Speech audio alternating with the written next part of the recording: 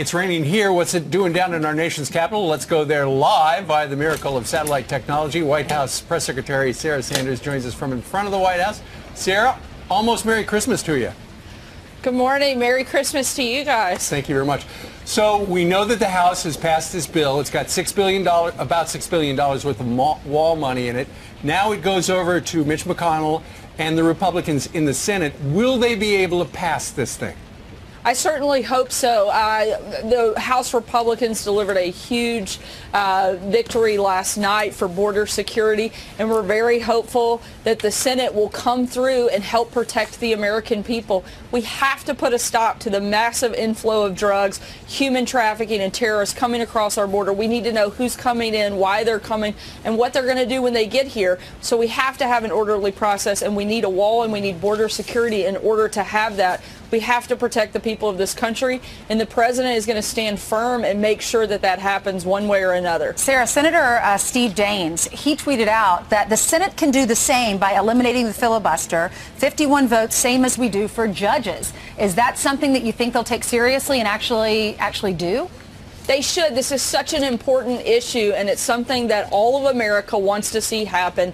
And frankly, Americans want to be protected. The Senate has a constitutional duty and a constitutional authority to actually protect our country. We can't be a sovereign country if we don't have borders and we don't have protection of American citizens. And so we hope that they'll step up and do their jobs today before they go home and take vacation for Christmas. This is something that's so important, and we hope that they'll do whatever is necessary to get the job done. Well, we don't know anything that's on the schedule. Yesterday, I know a lot was ad-libbed in the afternoon, and they made a huge impact and had a substantial vote that showed that Nancy Pelosi was actually called out and proven flat out wrong. You got the vote, you passed out of the House.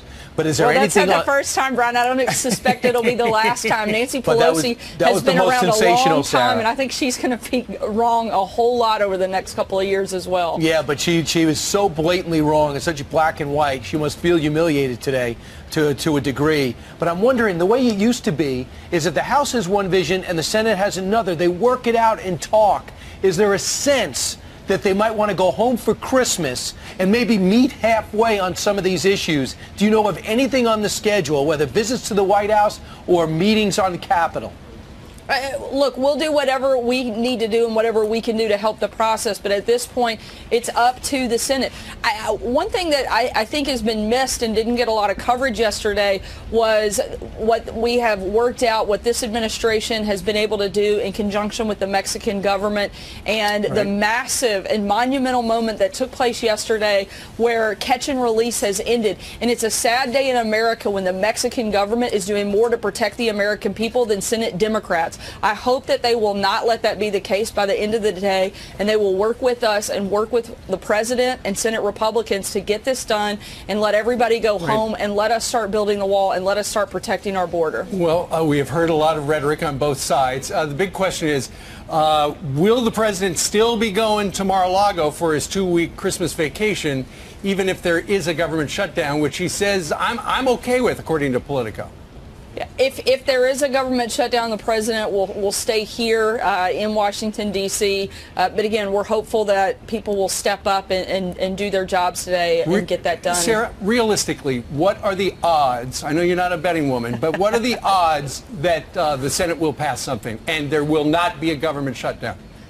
That's a question you'll have to ask the Senate. I think they have a much better feel for what they're capable of doing. What is the philosophy right now at the White House about it?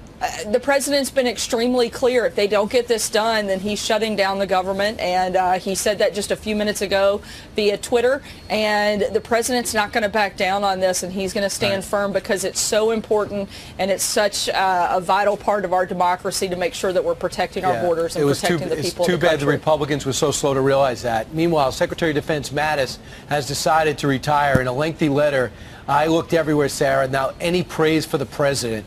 President praised him. He's leaving, basically, it seems, because of the way the president treats our allies, in his view, and the pullout in Syria and Afghanistan seems to have been too much. How bad is the relationship right now? Look, they continue to have a good relationship, but they disagree on a number of fronts that he outlined. And but at the end of the day, the American people elected one person to be the commander-in-chief and to make decisions. The president listens to all of his national security team, of which is a big group. He takes their advice, and at the end of the day, he makes the decision. That's what he was elected to do. And if Secretary Mattis doesn't feel like he's the right person to fill that job, I think it was the right thing and an honorable thing that he did in stepping aside to put somebody in a position he feels like is the right person for that time. Look, and he served the president and this country. He served in this administration for 2 years, and he served the country and the military for over 4 decades. An incredible person, an incredible servant to this country, and somebody that we have the highest amount of respect for, and wish him very well and look forward to continuing to work with him over the next 2 months. Let's not forget, he's not just walking out the door. This will be an orderly process, and will continue to be a good relationship over these next couple of months. Who's on the list for his replacement? I think there are a lot of people that are on that list. The good news is we have a strong deputy at the Defense Department that can help hold the ground while we transition and look for a new person and go through the confirmation process. Right, Sarah, a lot of people, when the president announced the drawdown in Syria and Afghanistan, if you're watching a lot of the channels, people are very concerned about it. But if you've been watching Donald Trump for the last couple of years, this is something he has been talking about. This is one of the reasons people voted for him. Exactly. Anybody that says they're surprised by this has simply been living under a rock. The president has been talking about this since the campaign. He brought it up again 8 months ago, 6 months ago. He's wanted to bring our troops home. Yeah. Look, our goal and the president's purpose of continuing to be in Syria was to defeat ISIS. We've defeated the territorial caliphate. 99% of ISIS has been wiped out of Syria. The president doesn't want to be in the middle of another civil war in the Middle East and put American lives on the line for that purpose. He wants to bring the men and women of our armed forces home, and that's what he pledged to do, and that's exactly what he's doing. Sarah, he's giving Russia a big win. Vladimir Putin praised him. He also is doing exactly what he criticized President Obama for doing. He said President Obama is the founder of ISIS. He just refounded ISIS because they got 30,000 men there, and they're already striking back with our would-be evacuation. The president's he's really on the griddle with this. Brian, I have to respectfully and vehemently disagree with you. The idea that the president has had anything to do with helping ISIS reemerge is absolutely outrageous. The president has put so much emphasis on rebuilding and making sure we have the strongest military on the face of the planet. If ISIS wants to pick a fight with somebody, they sure as heck don't want to pick one with Donald Trump, because he will destroy them and defeat them, and he's made that extremely clear. We've wiped out 99% of ISIS in Syria. The president doesn't want to be in the middle of a civil war in the Middle East and continue to put American lives on the line. If we need to fight ISIS again, the president's not afraid to do that. All right, Sarah, thank you so much. We wish you a very Merry Christmas. Thank you very much. Thank you so much. Merry Christmas, guys. Let's bring in Ohio Congressman Jim Jordan. He voted for that bill last night, so you did get it out of the House, Congressman. I did. Does not appear that the Senate is inclined to vote to approve. What happens now? Well, John, you're right. Remember, just a week ago, Nancy Pelosi sat in the Oval Office and said that there aren't the votes in the House to pass this. Last night, we proved that wrong. 217 Republicans voted for it, 185 Democrats voted against it. So it'll go to the Senate now. We'll see what happens. My concern is, though, that there are too many Democrats more concerned about stopping the president than helping the country. Everyone knows this is good common sense. Walls work, as the president just said. This was a central promise in the 2016 campaign. Everybody around the country knows we should get this done, except, it seems, Democrats in the United States Congress. So we'll see what happens today in the United States Senate. Is there any chance that you can reconcile those two bills? I mean, do you think there will be enough Democrats in the Senate that, I don't know, maybe they cut a couple of $1 billion after it and the president says that's good enough? Well, they were there a few weeks ago. Chuck Schumer was willing to go for a certain amount of money for the wall. They had some restrictions placed on different things. So they were there a few weeks ago. Certainly a few years ago they were there. A number of senators, Democrat senators, had voted to support a border security wall. This is common sense. You want to deal with the drug problem? You want to help deal with the gang problem, the human trafficking problem? Build a border security wall. Do what we said. So, again, hopefully they'll figure it out and we can get 60 votes and get this done. Or, as the president, I think, said this morning, maybe there's a chance they can do it with 50 and we can get rid of this crazy filibuster rule that they have in the United States Senate. Your colleague, Kevin McCarthy, Republican Majority Leader, says that part of the problem he sees here is that Democratic leadership is in a box. Listen to this.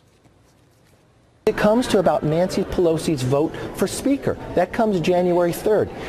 She has a very tight vote going through. Chuck is afraid that if he does something about doing something with border security, that we would upset those new freshman Democrats that are more socialist coming in for her vote. I think the American people are more important. I think our security is more important than that, and we can do bigger things. Let's deal with this and solve it.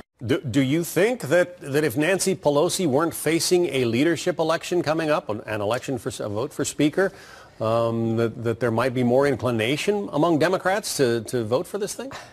Yeah, John, I don't know. What I do know is the radical position the Democrat Party has unfortunately taken. Remember, the standard bearer for their party in 2016, Secretary Clinton, talked about a borderless hemisphere. We've had Kate's Law come up. They won't support that. We've had reform on sanctuary cities to get rid of this sanctuary city phenomena we see happening around the country. They won't support that. And now here we have a simple $5 billion for a border security wall that we know works, that is common sense, and they won't support this. Again, I think it comes back to they're more focused on stopping the president than they are on helping the country.